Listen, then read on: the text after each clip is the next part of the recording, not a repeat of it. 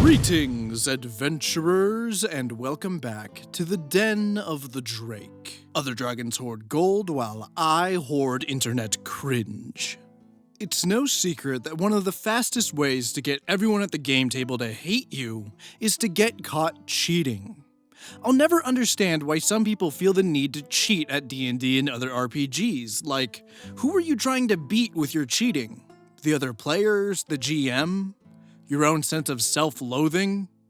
Regardless of your motivations, if you're playing a game and you want to guarantee your own success, why even bother playing a dice rolling game? It's literally based on random chance. I don't know, man, just join a LARP or something.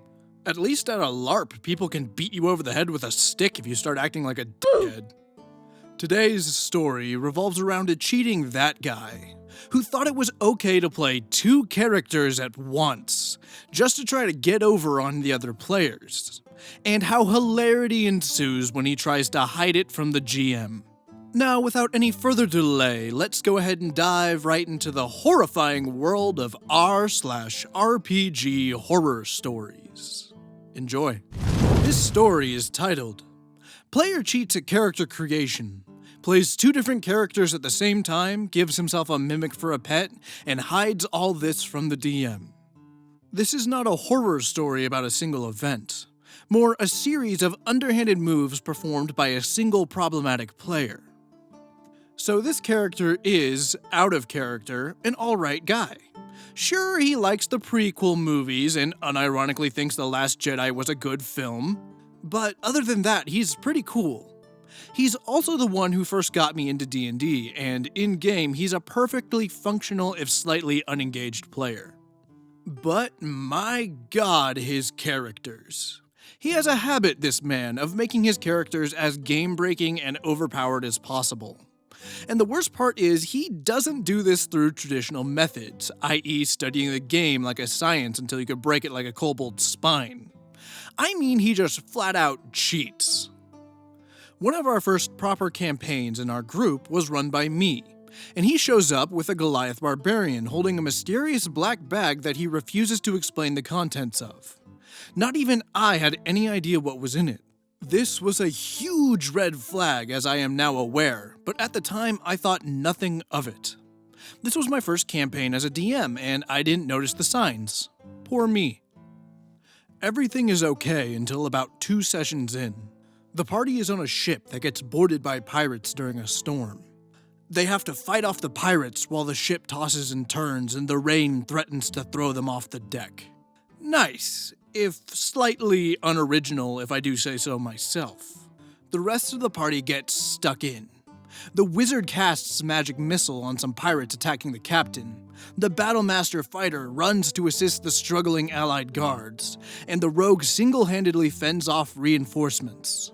Then it comes to the problem player's turn, and this is what he says. I point at the deck of their ship, and a cat leaps out of my bag. It jumps off the deck of our ship and into midair, where it turns into a massive boulder. It smashes into the side of their ship and breaks it. I have no idea why I decided to give that guy such a stupid accent, but you know what? I like to have fun while making these videos, and we're gonna fucking go for it. Dead silence from the table. I blink and ask him to, in the nicest possible way, explain what the buttered crumpets he was talking about. What, I tell my mimic to turn into boulder and sink the enemy ship. You don't have a mimic. Of course I do. It is in the bag. I did not tell you because I wanted it to be a surprise. I was in shock. Another member of the party, who was an experienced DM, looked at me like Monty Burns looks at his hounds. He was waiting for me to tear PP a new one. Okay, a PP, that's a stupid name for a character. I'm gonna go ahead and call him Ivan because I already got his voice established. He was waiting for me to tear Ivan a new one. I could tell. And ladies and gentlemen, what did I say? Okay, ship sinks. New round, wizard, what is your action? I was new, guys. I'm better than that now. We kind of ignored it and moved on, though I caught the experienced players staring daggers at me for the whole rest of the night. In hindsight, I now know why and totally understand. In fact, if I had been there today, I'd be doing it right along with him. For the next few weeks, Ivan relied heavily on the Mimic, right up until that campaign ended not long after. And that was the end. Or it would be. But like John Tron himself once said, "Unfortunately, it doesn't end here." Within a week, he was back at it.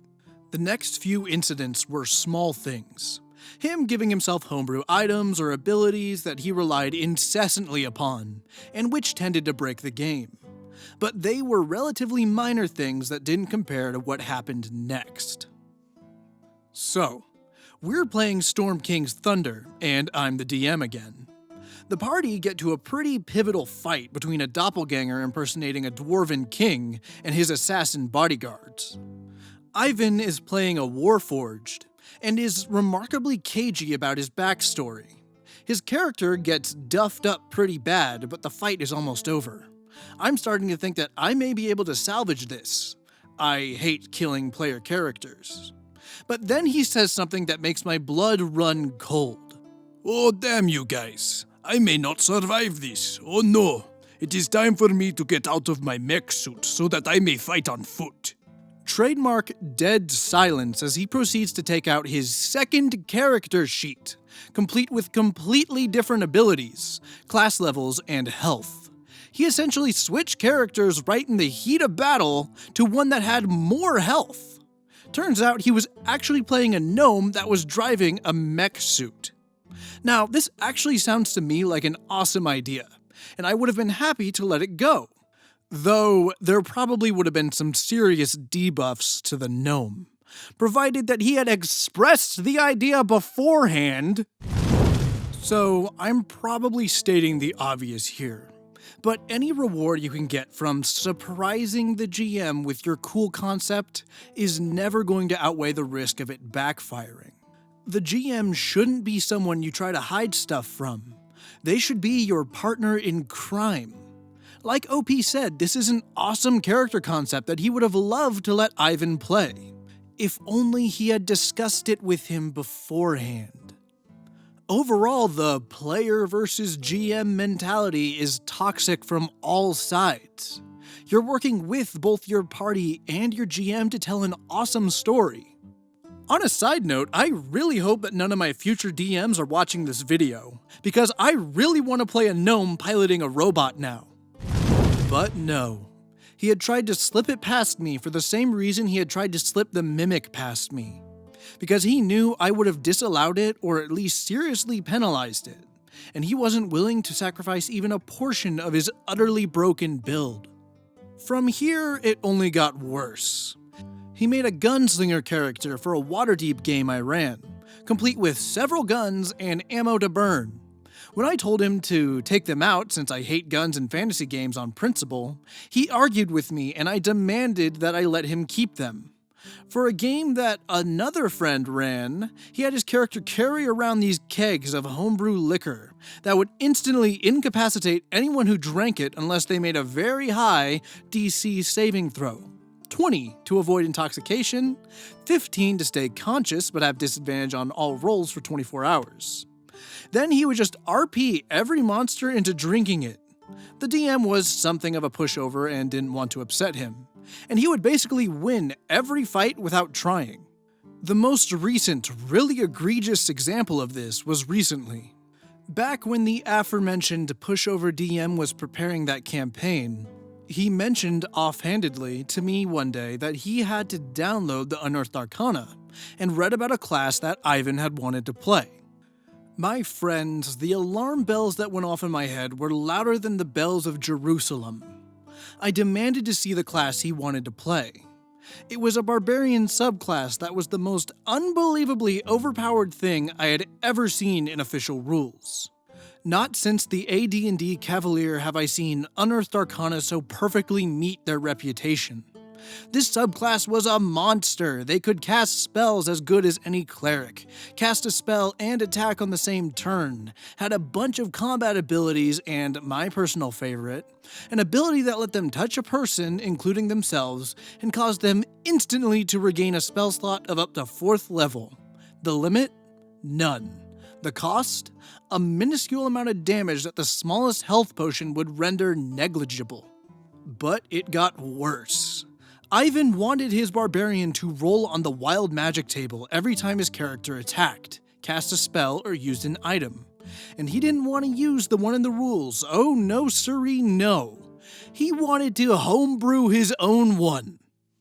And Pushover DM, being a relative newbie, almost fell into the same trap I had during my early days. I would not have it. I went to town. It was like a scene of every coming-of-age story, where the bullied kid finally stands up for himself. For 5 minutes, I waded into battle, explaining to the DM what Ivan wanted, exactly why he was doing what he was doing, and precisely what he hoped to gain from it. I explained all the rules he was breaking and why they were there, and I listed in great detail his reputation and the amount of times he had done this before. And by the end of the day, I felt awesome. That's most of his incidents so far. The only thing I neglected to mention were his stats. Every character Ivan plays, without fail, has at least one 18 and several 16s or 17s. I don't mention them though because I can't prove he's fudging rolls, and he vehemently denies it when confronted. Most people would say that he's just an asshole player, but I disagree. For that to be the case, there has to be actual malice behind the decision, and I don't get that feel from him. He isn't a bad person or a bad player. He just really wants to play memorable and unique characters. But because he doesn't engage in roleplay or characterization, he has to do it by cheating at the rules. His faults at being a DM, though, are much harder to excuse. But we'll get into those in another post if you guys would like to hear it. So it's kind of a running thing on my channel that I don't like splitting up multi-part stories into multi-part videos. And lucky for us, part 2 has been out for a while now, so we're gonna go ahead and cover that. But before we get on to part 2, I just want to say, I kind of understand Ivan. I mean, most of my characters, all of my characters, are kind of total bullshit. Like, for example, the first character I ever made was named Colonel Skeleton, who was a skeleton. He wasn't a colonel, though, that was just his first name. And he was a detective who liked to solve mysteries and made bone puns. Every character I've ever made after Colonel Skeleton is always a joke. I just really enjoy making characters that are just fundamentally stupid, but end up having some deeper meaning as they progress as characters. However, that sort of mentality can lead to some serious problems. Always wanting your character to be a unique and special creation can really build some sort of resentment if not played properly. And one surefire way to make sure you don't play your special snowflake properly is to break the rules before you even start playing. Now, I don't know about all of you, but I'm excited to see what happens when someone who makes characters like Ivan takes the reins of the DM. Now, without any further delay, let's go ahead and dive right into part 2. Part 1 of this story garnered a pretty good reception overall. And in between the usual comments mistakenly thinking I give a shit about their prequel opinions, or telling me they stopped reading because I had the audacity to reference how fans were divided over The Last Jedi, there were a few comments asking me, like I teased, for the story of Ivan as a dungeon master. Okay, I know it's really early into part 2 to be interjecting with my own thoughts, but I just really wanted to say something here. Like, OP, you sound so insufferable in this paragraph. Like, I hate The Last Jedi as much as the next guy, but you're not exactly showing yourself to be a very reliable narrator when you immediately start bitching at some faceless anons from Reddit. Like, if a handful of rude people on an anonymous forum are enough for you to whine for not 1, not 2, but 3 paragraphs, by the way, I've skipped over these because they're annoying, you're welcome to read them on your own, how much can we actually believe when you complain about Ivan? Like, how much can we actually attribute to you just being oversensitive? I don't know, I just hate when OPs get like this. But for the record, The Last Jedi actually is the worst Star Wars film, and if you disagree with me and leave a comment down below, I'm going to dedicate the first half of my next video to proving how absolutely worthless your opinion is and how you're wrong and I hate you. So there's a lot to unpack when it comes to Ivan's dungeon mastering style. First off, he wasn't very good at it. He would talk about his games a lot between sessions, inevitably spoiling upcoming events. One time when we were playing a Star Wars game, our Wookiee players said, after the first session, that one day we would go to Kashyyyk and to aid in the liberation. Without any prompting, Ivan tells the entire group in a public chat that he had planned for that at a later session. No spoiler tags, no thoughts given. He just smashed any hopes that it would be an exciting and climactic goal to gradually build to on the side. Another thing he did was plan. Excessively. In his notes, he had broken down aforementioned Star Wars games into what he called episodes. And he had this idea that we'd get through one a session. While that sounds alright at first, there were a host of many reasons why it sucked in-game. First, it meant that he was literally never satisfied at the end of a session. If we spent even a split second not following the critical path objectives like a string of set pieces in a not terribly exciting Modern Warfare game, insert one of 50 billion, he would lament how much time we wasted. If we sped through the objectives like a World of Warcraft player on the last day of his subscription, he would complain about us not wasting time exploring more. Second, it meant he would constantly rush things to try to get to the sum conclusion every session. The first and last thirds of the games would always go by at a breakneck pace, as he desperately tried to hurry us along to the end point, which would, inevitably, result in an ending that none of us wanted or in any way earned. He was also, quite frankly, unoriginal as shit. Yeah, I know this is TTRPGs, and cliché and monomyth are part and parcel of the fantasy fun of it all, but stop me if you've heard this one before. Adventurers have to race to find 3 identical magic objects, locked far away from each other that all bear resemblance to art pieces, and use them to unlock the way to something vague and unspecific before the bad guys can find them and sell them to the highest bidder / use them themselves. Hauntingly reminiscent of that one animated Tintin movie, as well as basically every adventuring story ever. All his other stories were the same. One time, he literally had a shady guy in a bar pay us 5 million in credits to deliver a strange package to a space station without opening it. No questions asked. And he expected the result to come as a shock. Surprise, surprise, it was a bomb. Who possibly could have seen that coming? At that point, though, I had just resigned myself to my fate and basically delivered the package and pretended to be surprised when his DMPCs showed up to save the day. He also sucked, and I mean sucked, at roleplay. Every character we met would basically give us a list of what they wanted done, and that was it. No attempt was made to characterize them. No dialogue. Nothing. Well, you could talk to them, but he always replied in one of 3 ways. A monosyllabic noise, a repeat of what they had already said, or a description of the NPCs ignoring you and walking away. All of them felt the same, and it wasn't helped by the way that his complete inability to come up with names on the fly always resulted in them saying that their names were not important, or giving us the name of a famous character he was ripping off at that moment.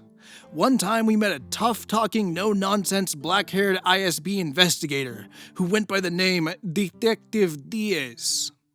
I can only facepalm.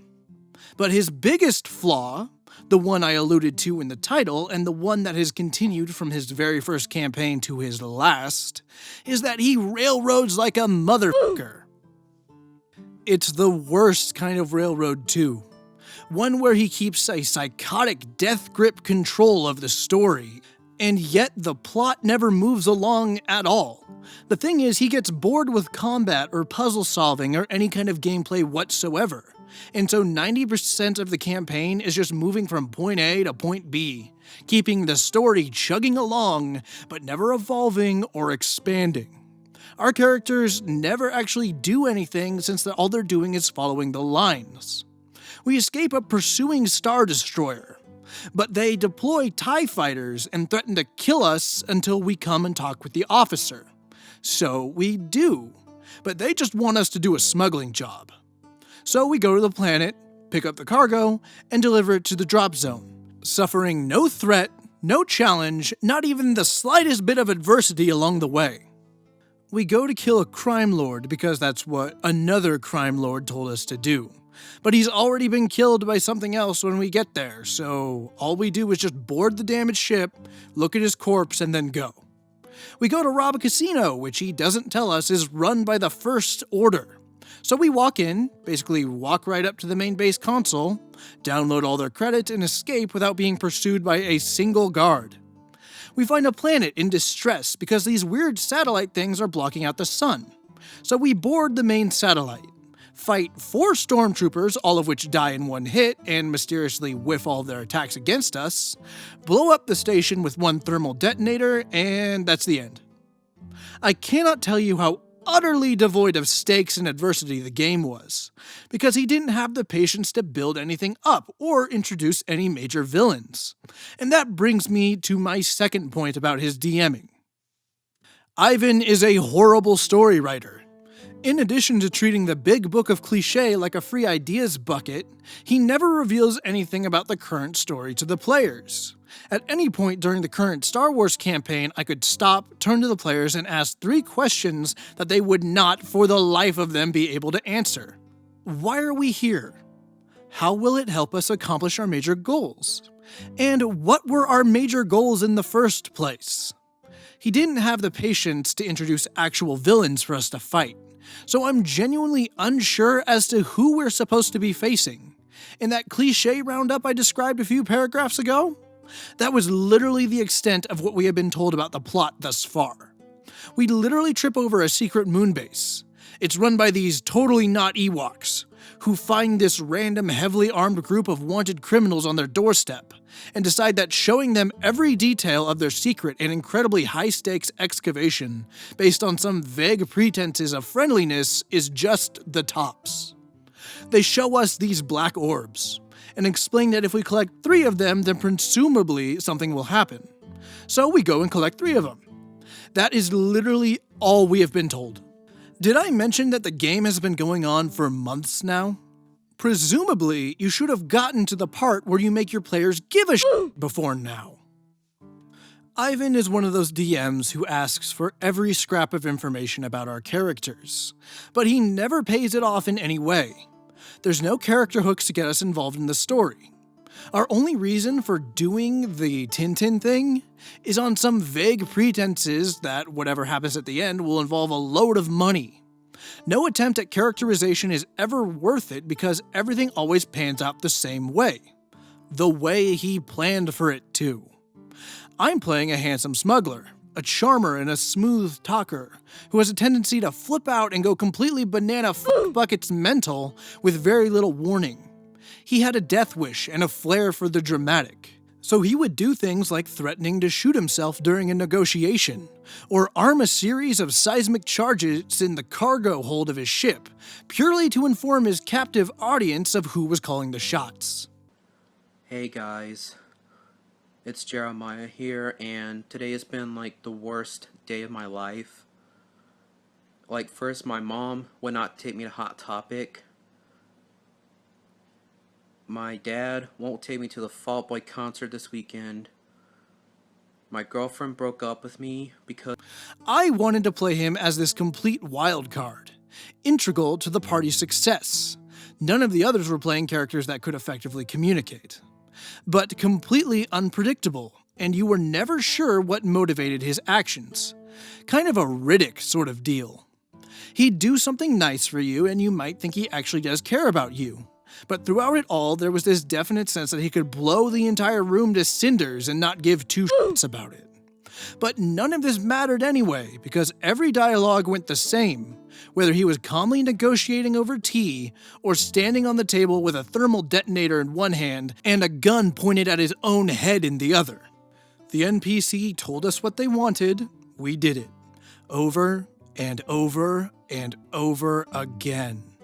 One last thing before I go. Anyone who suggests I just talk to him about all this might as well save themselves the time. I am, by nature, a very confrontational person. Really? Wow, OP, I never would have guessed. And I have a bad habit of pointing out every single problem with something, even if it doesn't annoy me that much. He just doesn't get it. I don't even think he enjoys the game that much. He just doesn't understand what's wrong, and I can't get him to. It doesn't help that everyone else in the group is very non-confrontational, and they don't enjoy getting involved in my lengthy criticisms.